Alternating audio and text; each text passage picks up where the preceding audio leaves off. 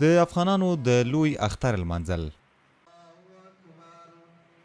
په نړۍ کې د ټولو مسلمانانو لپاره په کال کې یو کوچنی او بل لوی اختر د دوی لپاره هغه د خوشحالۍ ورځې دي چې ټول مسلمانان یې په ګډه لمانځي.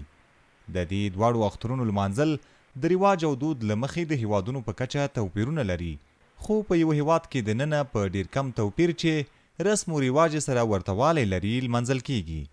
موږ د کابل ښار ته نږدې د قلعه عبدالعلي سیمې یو مسجد ته راغلي یو چیرته چې د لوی اختر لمونځ ادا کیږي.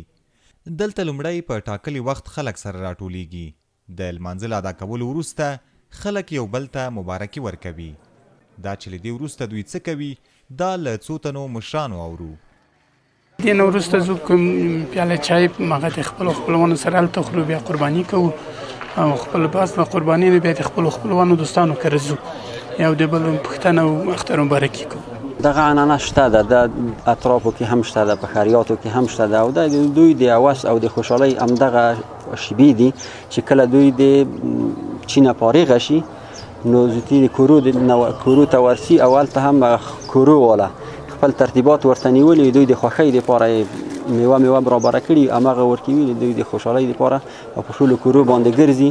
بیا د هغې نه وروسته د کوم غټان چې کوم دي هغه هم د خپلو دوستانو که د یارانو که د دوستانو کره ورسي کینی لټېږي مبارکي ورسره کوه، په صمیمیت په فضا کې هغه ترسره کوي.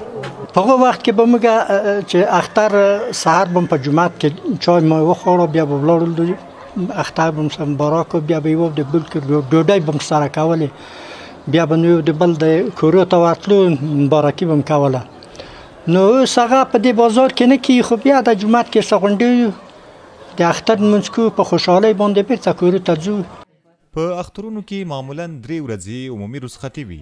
په دې ورځو کې مشران د خپلو خپلوانو کورونو ته د مبارکۍ لپاره ورځي او همداراز د قربانۍ د څارویو په ذبحه کولو بوخت وي. کوچني ماشومان بیا کور په کور ګرځي، دوی د اختر میوه راټولوي. دا د ماشومانو لپاره تر ټولو زیاتې د خوشحالۍ ورځې دي. د اختر په ورځو کې ځوانان بیا په لوبو او تفریح کولو بوخت وي. دوی وایي مونږ خو چې زیاتره ځو د کرغې خواته ځو، پغمان خواته ځو او همداسې دغه لنډ باغ داود خواته ځو او دلته دغه کرکټ او خپل محلي لوبې کوو.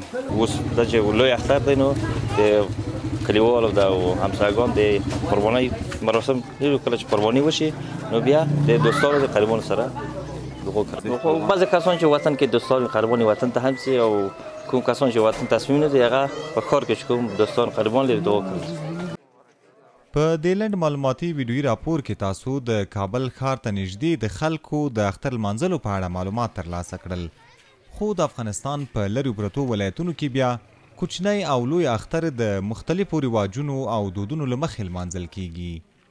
عزت الله احمدزی، CMG، کابل.